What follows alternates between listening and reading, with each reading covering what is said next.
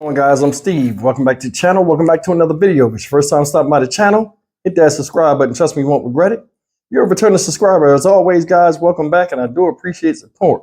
Guys, it's July 4th, and we pumping these videos out today, ain't we? But check this out. And you guys know I've been covering the Joselyn Nungaray case, 12-year-old girl out here in Houston, Texas. Houston, Texas, that tragically lost her life by the hands of two migrants, that came into Texas, is here for a short time, and now they're incarcerated. Well, some more news has come out on the case, and she was buried last week, which was a funeral which I attended. I took you guys with me on the live stream. The family, shockingly, does not want the death penalty for, the crimes done against the daughter or family member, Joselyn Nungaray. And a lot of people might be thinking like, man, that's crazy. Why would somebody do that? Or why would somebody say that? They're the victims of the victim. You know what I'm saying? I mean, they're the family of the victim. It's up to them to decide and, have a hand in the prosecution of what happens to these two animals that did this to the daughter, loved one, so on and so forth. Here's what's out right now. Take a look at this video and we'll come back and talk a little bit about it. Some major developments in the murder of 12-year-old Joselyn Nungaray in Houston. Forensic tests have determined what many feared, that she was sexually assaulted before she was killed. That makes the two suspects eligible for the death penalty, a punishment Jocelyn's family says they oppose. A judge set a $10 million bond for the two suspects. Both are illegal immigrants who arrived in the U.S. from Venezuela earlier this year. Police say the night of June 16th, they lured Jocelyn to a bridge where they strangled her. Her body was found in a creek the next morning. Prosecutors say one of the men admitted to tying her legs and had bite marks on his arm. Earlier this year, both were apprehended near El Paso, released and ordered to appear in court. The details are graphic and difficult to hear. Trial attorney Karen Conti is with us now, author of Killing Time with John Wayne Gacy. This is just a horrific and sad case, and I think about her family as they learn these details. Karen, your book, Killing Time, has a lot to do with the death penalty, and I know you're a law professor and you teach courses about capital punishment.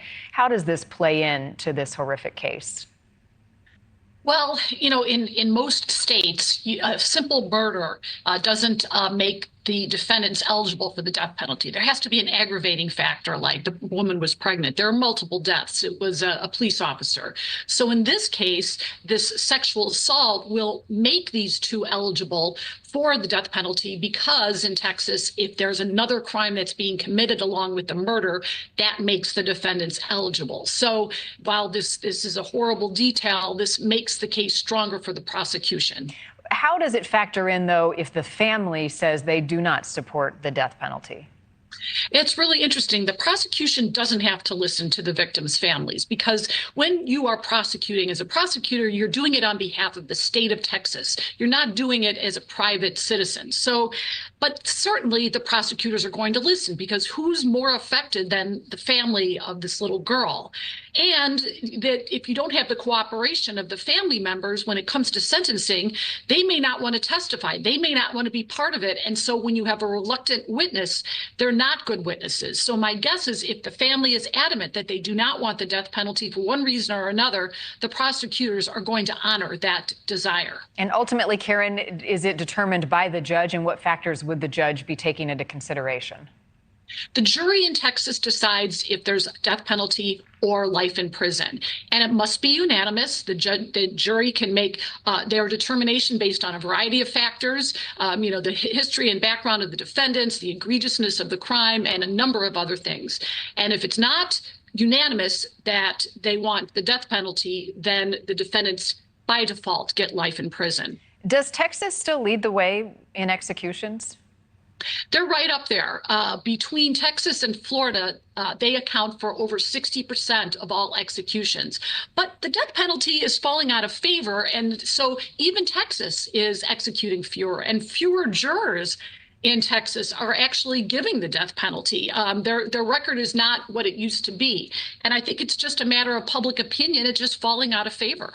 You know, these two, it's been widely reported, they were illegal immigrants. They had been brought in before, released. One allegedly cut off an ankle monitor. Is there a chance that they would get deported before this case even goes to trial? No, that's not going to happen here. They're going to be tried, and if they're convicted, they are going to have to serve out their sentence or be executed before there's even a thought of deporting them. What do you expect from their defense, and will they be tried separately? You know, it's a good question. I think that the defense might be, listen, give me life in prison in exchange for not seeking the death penalty, because the death penalty really is a great negotiating tool, because, you know, if somebody doesn't want to be executed, then facing life imprisonment is going to look awful good. But, you know, if the DNA comes back and the sexual assault is related to these two defendants, I think this is a very difficult case to defend. Yeah, this new forensic evidence, damning and also heartbreaking. Karen Conti, as always, thank you. Thank you for watching. Go to newsnationnow.com to find News Nation on your television provider. And don't forget to click the red subscribe button below to get more of News Nation's fact-driven, unbiased coverage. Before you guys go crazy in the comments and talk about how crazy the family is for not wanting that and stuff, nobody knows what they feeling. And that's the truth. Just like the lady said in the interview, she said, you know, if the family feels as though their cries are not being heard, they may not testify, and, you know, they'll just put it on prosecutors in Texas to deal with it. And they should have a hand in it. In fact, honestly, I think the fair thing to do in terms of vicious murders and stuff like that, the family needs to have a direct hand in the punishment of what happens to this person, no matter how extreme it is. That's just my opinion. But one thing's for sure, it's a 12-year-old girl that's not here no more. And it was a senseless crime, and it was a sick crime. But I mean, the family, no matter what, is going through more pain than any of us had experiencing the news of this. Wasn't related, they were.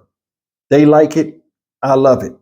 I have nothing bad to say about them, but, you know, they're going through something, and they'll continue to go through something. This is something you get closure from, you know, what happened, but I mean, you never really heal. That's the thing about when people are murdered senselessly and people are preyed upon and all kind of stuff like this. It's a rebuilding process, even to those that are not here to even rebuild the damage that it took on their body and stuff. Mother and family still here. Father came, you know, he's incarcerated. He came to the funeral. I seen him, and it's like things are what they are. But certain times, things don't even have to be the way they are. This little girl should be enjoying the summer like the rest of us. And it's damning. It is. I mean, it's weird when you cover a story and then you actually go and see these people, or just get close to where you see the damage that's left from the evil of others. I spoke on that funeral, and I spoke, you know, to you guys while I was there and took video and stuff like that. And it's a surreal experience.